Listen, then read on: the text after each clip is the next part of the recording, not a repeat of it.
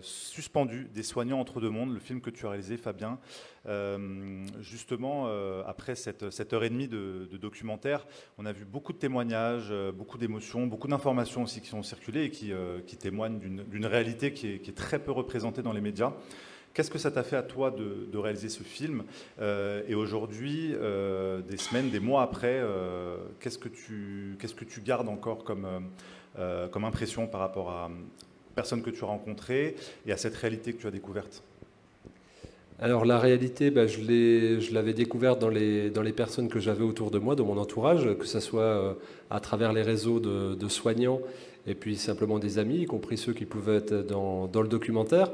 Donc qu'est-ce que ça m'a fait à moi? Ça m'a vidé un peu de culpabilité, ça m'a vidé un peu de colère, parce que c'est évidemment, pour moi l'art c'est un outil de transformation, de transfiguration même. Et donc l'idée c'était d'apporter ça aux soignants, modestement. Moi, je fais de l'éducation à la santé depuis une quinzaine d'années, donc on sait à quel point l'émotion peut être bloquante et sclérosante, limitante. Et là, c'était un état de sidération, de colère que je rencontrais autour de moi, puis on se sent un peu impuissant. On va faire de l'oreille active, on va faire un peu de parole ou d'accueil, mais ça semblait limité. Et quand tu disais que c'était peu représenté dans les médias, moi j'irais même plus loin en disant que c'est complètement absent. Ça fait 9 mois et personne n'en parle, tout le monde s'en fout. Ou alors si, c'est juste pour dire, ils l'ont bien choisi, c'est des égoïstes, c'est des lâches, c'est des traîtres. Donc il y avait aussi cette volonté de mettre en perspective la condition du soignant avec un grand S sur les dernières années, c'est-à-dire à qui on supprime des moyens, à qui on remplace par du personnel administratif, à qui on supprime du matos, on fait empiler des gardes, on ne donne pas de moyens matériels, on met sous pression, on le fait basculer du côté du privé. Et puis, s'il lui vient l'envie de l'ouvrir, il n'est pas soutenu par ses syndicats, ou alors il est maltraité dans la rue à coups de lacrymo ou de matraque, comme ça a été le cas en janvier-février 2019, donc juste aux prémices, entre guillemets, de la crise. Non, pardon, janvier-février 2020. Et donc, déjà, c'était de faire un état des lieux, parce qu'on va dire, on va de bouleversement émotionnel en bouleversement émotionnel. Et je pense qu'il y a une mémoire traumatique qui s'installe pour beaucoup de personnes, surtout dans le grand public, qui est lui aussi en état de sidération. C'était déjà de faire un état de lieu de ça, et ensuite de donner la parole. Et aujourd'hui, ce qui reste du documentaire pour moi, c'est le fait de le faire vivre quasiment tous les jours, parce que je me déplace dans des projections. Là, je suis à Paris, il y a 3 jours j'étais à Lyon, avant j'étais à Carpentras, Marseille, voilà, il est un peu partout. Et donc, c'est de voir à quel point les soignants viennent soit témoigner, parce que le but de ce film, donc je fais mention du site que j'ai créé, soignant au pluriel-suspendu.fr, de soignant-suspendu.fr, et c'est comme les collectifs humides, le but c'est de donner la parole, de fédérer, de centraliser, et donc toutes les après-projections sont filmées, pour que les soignants aient des espaces de parole individuels et collectifs, et donc je fais des montages et je remets en ligne, pour pas que la parole des soignants soit caricaturale en disant c'est des antivax. Moi j'ai jamais vu d'antivax chez les soignants, c'est des gens qui sont là pour soigner, qui sont là pour faire de l'analyse bénéfice-risque, pour prendre soin de l'autre, pour se respecter eux-mêmes. Et du coup, ça d'ailleurs, le public n'est pas dupe. Ça a duré quelques mois, mais on ne l'entend même plus parce que ça ne tient pas en fait. Et donc, c'est d'accueillir. Et je suis très surpris de voir à quel point des gens qui viennent me voir, mais très nombreux, me disent je pensais que c'était réglé, mais je n'ai pas réussi à voir le film jusqu'au bout, alors j'ai pleuré tout le film. Donc, ce qui me reste, c'est de dire il y a encore du travail. Il y a encore du travail de prise de parole, d'accueil de parole, de fédération autour des soignants pour leur apporter du soutien. Donc d'ailleurs, Caroline Blondel, qui est dans le documentaire, fait partie d'un groupe de soutien en Ile-de-France psychologique pour écouter les soignants suspendus. Et quand bien même, on va dire, le gros de la colère et de la rage est passé chez les soignants, il reste encore beaucoup de tristesse, d'anxiété et de difficulté à se projeter sur après, parce qu'il y a encore le sentiment d'injustice, quand bien même, et le documentaire, j'essaye de le faire expliquer, notamment par l'intermédiaire de Louis Fouché, c'est un système en effondrement programmé, et c'est pas seulement depuis 2 ans. Donc c'est cette possibilité de se projeter sur un soigné autrement, qui moi m'anime, et je pense que c'est ce qui nous réunit aujourd'hui tous, c'est le fait de dire on aime soigner, on aime les autres, on aime... c'est un sacerdoce plus qu'un métier. Et donc, comment on va s'inscrire dans une société à redéfinir pour exprimer ce talent-là, cette humanité-là qui sort de nous, D'où le fait du sous-titre des soignants entre deux mondes, et le dernier tiers du documentaire, c'est vraiment de ne pas laisser d'espace vacant par cette déconstruction, mais de dire il y a des choses à faire, on met le soigné au centre, on le responsabilise à équité, 50-50, et il y a tout un amalgame de soignants pluridisciplinaires qui vont se mettre autour de lui, à son service, et au service de la santé, et pas d'intérêts financiers privés qui ont fait une OPA sur le bien-être.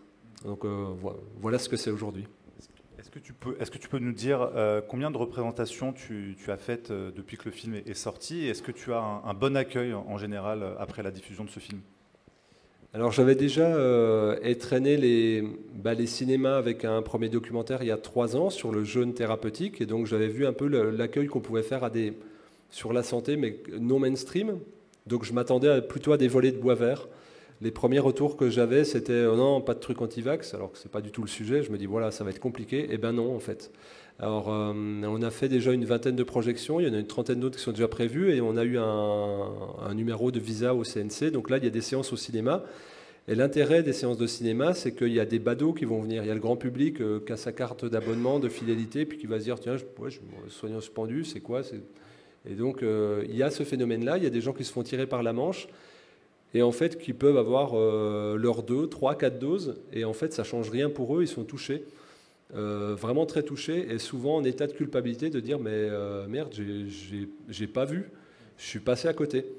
Et donc l'accueil est plutôt bon, voire très bon. Les cinémas, ça se passe bien. C'est aussi une manière opportuniste pour eux de réagir face à la crise, parce que pendant les confinements, ils n'ont eu personne, les mesures sanitaires, les gens ne sont pas allés.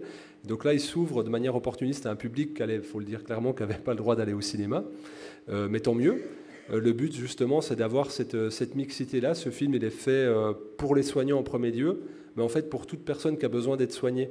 Et je pense que les plus gros traumatisés, parce que les soignants ont l'habitude de pouvoir demander du recours autour d'eux, quand bien même c'est plutôt leur fonction de prendre soin. Le grand public, lui, il reste prostré chez lui. On m'a encore raconté des anecdotes où il y a des personnes qui n'arrivent pas à sortir de chez eux, faire des courses en pensant que le virus va les tuer.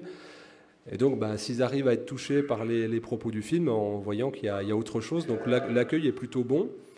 Et les échanges plus colorés que ce que j'avais en tête. Et il y a beaucoup de soignants encore dans le système et qui sont pro-injection, on va dire, qui sont émus par le film, parce que le film raconte aussi la condition de mauvais traitement des soignants, qu'ils soient suspendus ou pas. Et donc ça, c'est une fédération à laquelle je ne m'attendais pas. Moi, je voulais un film qui soit non violent, qui ne soit pas reçu de manière agressive par qui que ce soit, parce qu'il y a déjà suffisamment d'agressivité. Et j'étais très surpris de ça. Il y a beaucoup de gens qui disent je vais le faire tourner autour de moi, alors que ce sont des gens qui sont pro-système et qui ont eu la posture de fustiger le soignant qui n'a pas voulu se soumettre à l'obligation. Alors, est-ce que tu peux nous rappeler le site sur lequel les gens pourront revoir ce film? Parce qu'il est en accès libre, si je ne me trompe pas. Alors voilà, le projet autour du documentaire, il est triple. Il y a 3 étapes. La première, c'est d'avoir filmé et rendu le documentaire. Ça, c'est donc le film en lui-même. La deuxième, c'est qu'il soit en participation libre et consciente. Donc, quand il n'est pas au cinéma, il est dans des salles par des collectifs, des associations, donc au chapeau. Et en ligne, c'est pareil. Et je voulais que l'argument ne puisse pas être économique sur j'ai pas eu l'information, là, si tu n'as pas les moyens, c'est pas grave. Et donc, sur le site de ma maison d'édition Exuvie, exuvie.fr, on peut le consulter. Et il est en participation libre et consciente. Et je définis au début du film qu'est-ce que c'est que participation libre et consciente. C'est aussi une ouverture vers un autre fonctionnement social sur le rapport à la financiarisation de l'art et de l'information. Et puis du coup, le troisième élément, c'est systématiquement que ce soit dans des cinémas, dans les collectifs, les associations, même les privés, avec ma maison d'édition, on envoie le fichier et les gens font des projections. Il y a une demande qui est respectée systématiquement de filmer le débat pour relayer sur soignantsuspendu.fr toutes les prises de parole. Et donc on a des directeurs de recherche, des directeurs d'hôpitaux, des gens qui travaillent au CNRS. C'est assez bigarré dans les assemblées. Quand ces gens-là parlent, ils jouissent d'une aura qui fait que le public se dit ah ouais, il y a quelque chose qui se passe. Et donc quand on le met en ligne, ça fait toute une fédération de prises de parole. Et le but, c'est d'éviter la caricature. Et si on évite la caricature, on permet la fédération. Et donc le but du film, c'est surtout ça.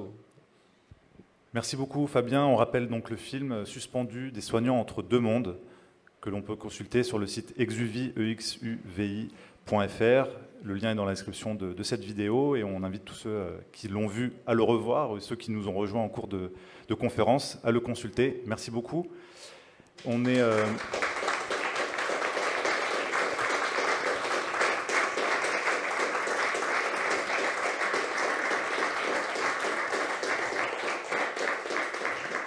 Donc, on a la chance aujourd'hui d'être entouré de pas mal de soignants, d'anciens soignants qui sont suspendus, et de collectifs représentés par plusieurs collectifs. Et Elsa, tu vas pouvoir nous en dire plus, que c'est toi qui as rassemblé aussi, fédéré toutes ces personnes.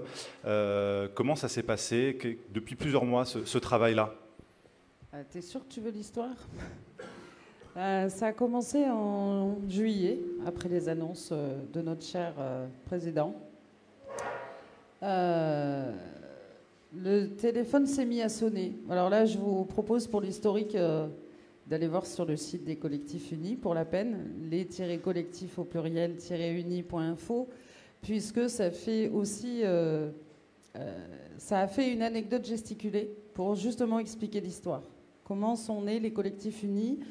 C'est après les annonces, donc ma profession étant syndiquée à 100% et représentante du personnel pour la CGT à 100%, je me suis retrouvée à poser un préavis de grève illimité au centre hospitalier de l'hôpital de Montélimar.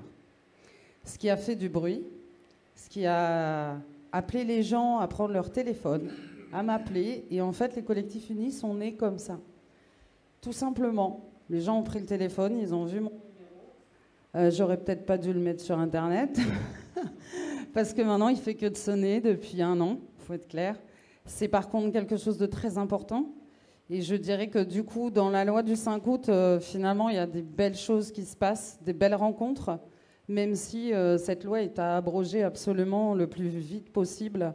Et c'est en tout cas pour ça qu'on est tous réunis régulièrement et qu'on fait régulièrement tous des actions. On a monté le site internet pour qu'il y ait une meilleure visibilité. C'est encore compliqué de fédérer, on le sait. On fédère sur toute la France et pour l'instant sur 73 départements, y compris les Outre-mer. Mais on sait qu'il y a beaucoup plus de collectifs que ceux qu'on a rassemblés aujourd'hui et c'est pour ça que régulièrement on essaye de faire ces actions-là. Les uns les autres font des conférences pour pouvoir informer les gens, indispensable.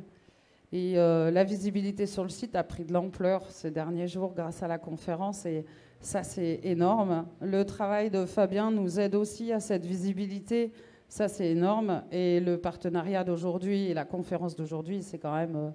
formidable et une super, je dirais, richesse et c'est plein d'amour et je crois que c'est ce qu'il faut retenir. En tout cas, si on est là aujourd'hui, c'est pour exprimer la réalité, comme le disait Fabien.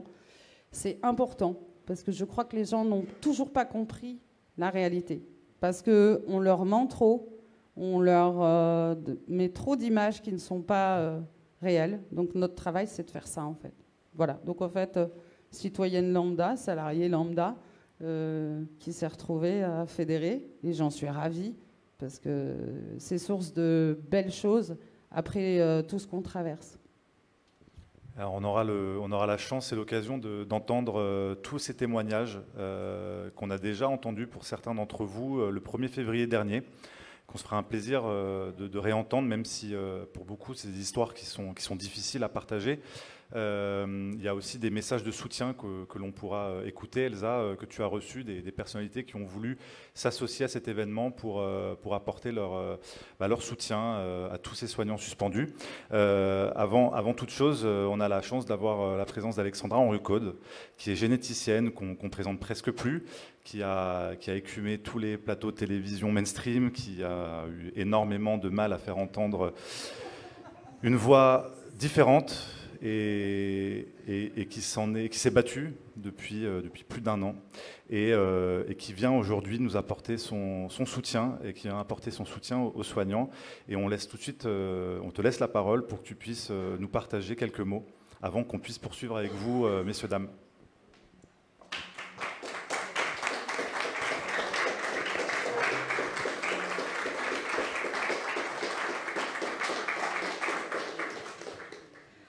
Merci beaucoup, merci de cet accueil. Oui, c'est une grande souffrance que nous vivons tous.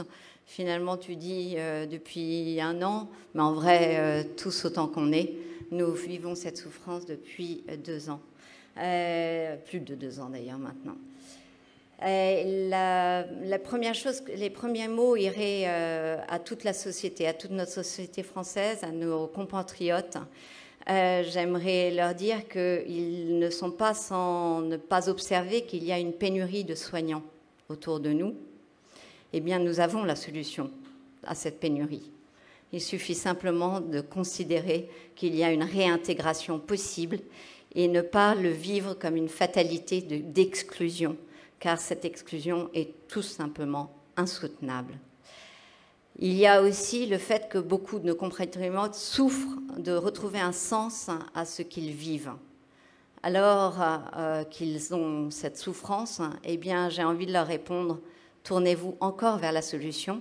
Ce sont eux, les soignants suspendus, qui peuvent vous donner un sens à ce que vous vivez, parce qu'ils ont un sens des valeurs, ils ont un sens de ce que représente leur corps, ils ont un sens de ce que représentent les patients pour qui ils se sont battus juste toute leur vie.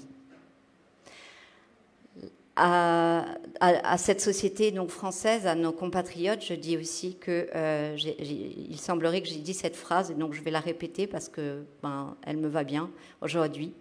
Nous rendons hommage aux Français et aux Françaises qui ont dit non, au risque de perdre la reconnaissance de leur père, et d'une vie entière dédiée à la vraie science pour le bien de tous, face à une horde d'inquisiteurs sans morale. Notre société vous a perdu. Maintenant, je m'adresse à vous, chers soignants suspendus. Notre société vous a perdu, mais c'est pas tant, puisque la société se fiche de vous avoir perdu, ce n'est pas tant de eux qu'il faut parler que des patients qui vous ont perdu. Et je sais, pour avoir eu beaucoup de témoignages, en me disant, mais vers qui vais-je me tourner?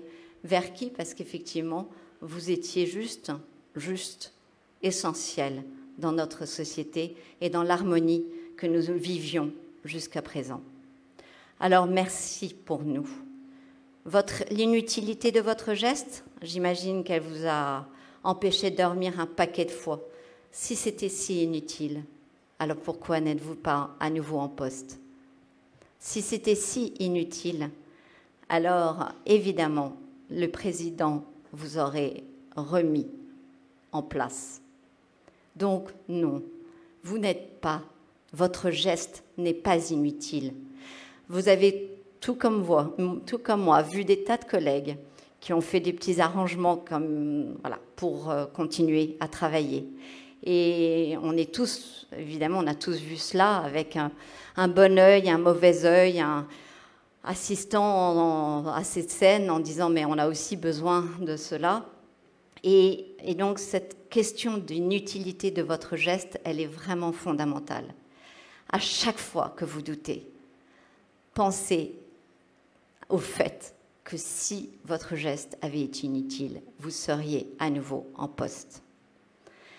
Et si ça ne vous convainc pas, alors pensez à nos enfants. Car effectivement, vous pourrez vous regarder dans la glace en disant « Je n'ai pas cautionné cette folie expérimentale à mon corps défendant. Je n'ai pas cautionné. » Et donc, si jamais on passe au stade d'après d'injecter les petits-enfants, ce ne sera certainement pas de votre fait. Vous aurez tout fait. Le sacrifice de votre carrière. Donc, merci. Si ces deux arguments ne vous convainquent pas, alors je ne peux rien pour vous, parce que c'est quand même des arguments, à mon avis, de choix. La société a besoin de vous, et ça sera mon troisième et dernier argument, parce que vous êtes les premiers ouverts d'esprit. Vous êtes les premiers, et ça je le vis au quotidien, vers qui ceux qui souffrent des effets indésirables de ces injections se tournent. Parce qu'ils savent que vous avez posé un geste de grand courage. Et eux, quand ils vont à l'hôpital, les médecins leur disent « On ne comprend pas, on ne sait pas, rentrez chez vous, hein, on va vous mettre en incapacité de travail, qu'est-ce que vous voulez qu'on fasse? Et donc, effectivement, vous les voyez en train de perdre leur travail petit à petit, grignotés par l'état de leur santé. Alors, pour ne pas que ce soit une fatalité, eh bien, pour ceux qui ont un peu de temps, je vous en prie, aidez-moi à essayer de remonter vos observations. Votre compréhension nous est essentielle de ces effets indésirables que vous voyez autour de vous, et essayons de faire ce que nous avons toujours fait. J'ai fait de la science pour pouvoir soigner les gens. Aidez-moi aussi face à ces effets indésirables. Pour finir, je déteste le mot « suspendu ». Alors, autant il y a certains mots que je déteste et que je refuse, comme le mot « complotisme », autant il y a des mots, comme le mot « suspendu », dont je mesure toute la gravité. Évidemment, on ne va pas prendre de comparaison avec l'esclavage, les esclaves dont on payait quand même en leur donnant à manger quand même. Mais il n'y a pas de comparaison possible. L'indignité de confisquer l'outil de travail et à quelqu'un, il n'y a pas de mots. Je crois qu'aucune société n'avait franchi cette violence. Alors, quand il n'y a plus de mots, je me tourne vers l'art. Quand je suis en grande désespérance, je me tourne vers la poésie. Et j'ai cherché le mot « suspendu » dans la poésie. J'ai trouvé 18 poèmes de la littérature française qui utilisent le mot « suspendu », toujours de façon évidemment poétique. Et là aussi, je les partage avec vous pour essayer de vous rendre votre quotidien moins douloureux qu'il ne l'est. Alors, il y a Félix Anvers qui fait ce petit poème « À mon ami ». Le titre est joli. Et le mot « suspendu » est associé au nom « note », comme une note suspendue. Je trouve que c'est joli de penser que vous étiez effectivement les musiciens de notre santé. Vous êtes les musiciens de notre santé demain, parce que nous sommes entre deux. L'heure que j'avais attendue, dit Félix Anvers, le bonheur que j'avais rêvé a fui de mon âme éperdue, comme une note suspendue, comme un sourire inachevé. Et puis, je vais vous partager 2 poèmes, l'un juste par une strophe, l'autre de façon complète, par une femme qui connaît la souffrance. C'est une poétesse, Marceline Desbordes-Valmore, qui nous a précédés en 1786, morte en 1859, donc vous voyez un petit peu plus âgée que nous. Et cette femme a vraiment la conscience de ce qu'est que la souffrance. Honoré de Balzac disait qu'il admirait son talent et la spontanéité de ses vers. Marceline Desbordes-Valmore, je redis son nom parce que j'espère qu'elle va vous aider et elle veut devenir la patronne des soignants suspendus. Paul Verlaine déclarait à son sujet « Nous proclamons à haute et intelligible voix que Marceline Desbordes-Valmore est tout bonnement la seule femme de génie et de talent de ce siècle et de tous les siècles. » Mais ce n'est pas que Balzac et Verlaine, c'est aussi Baudelaire qui la présente comme une âme d'élite qui est et sera toujours un grand poète. Et Sainte-Beuve qui disait à son propos « Elle a chanté comme l'oiseau chante ». Il définissait même sa poésie comme si passionnée, si tendre et véritablement unique en notre temps. Alors, quels sont ces vers ? Cette première poésie qui s'appelle « Le rossignol aveugle ».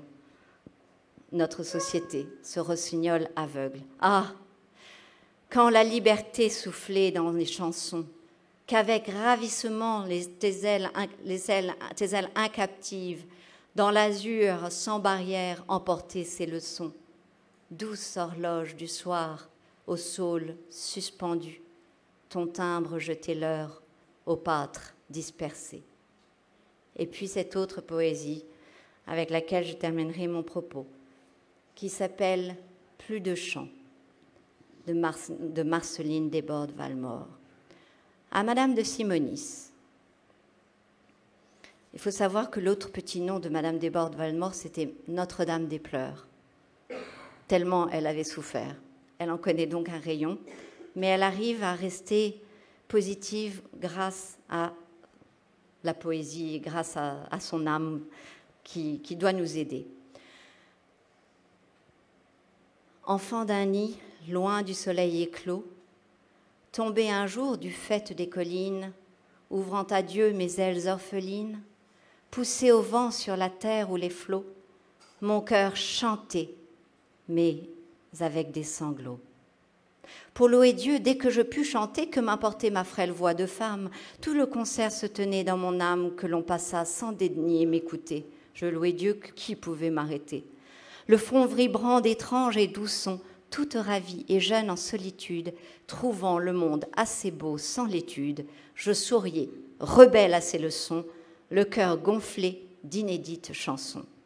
J'étais l'oiseau dans les branches cachées, s'émerveillant tout seul, sans qu'il se doute que le faneur fatigué qui l'écoute, dont le sommeil à l'ombre est empêché, s'en va plus loin tout morose et fâché.